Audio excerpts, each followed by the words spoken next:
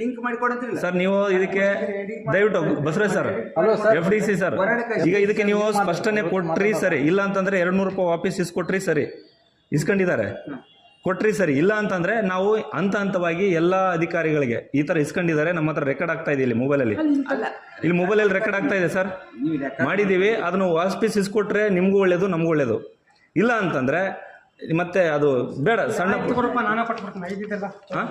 ನೀವಲ್ಲ sir, ನಿಮಗೆ ಕೊಟ್ಟಿಲ್ಲ ನಾವು, ನಿಮಗೆ ಕೊಟ್ಟಿಲ್ಲ ಸರ್, ನಾವು ನಿಮಗೆ ಕೊಟ್ಟಿಲ್ಲ ನಾವು,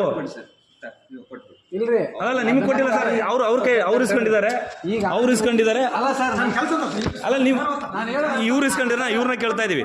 ನೀವು ಇಲ್ಲ ಇಲ್ಲ ಅಣ್ಣ, ಈಗ ಮೊಬೈಲ್ ನಂಬರು ಸರ್ ಇಲ್ಲಿ ಲಿಂಕ್ ಮಾಡಿದ್ದು ನೀವು 200 ರೂಪಾಯಿ ಕೊಟ್ರೆ ಮಾತ್ರ ಕೊಡೋರಾ?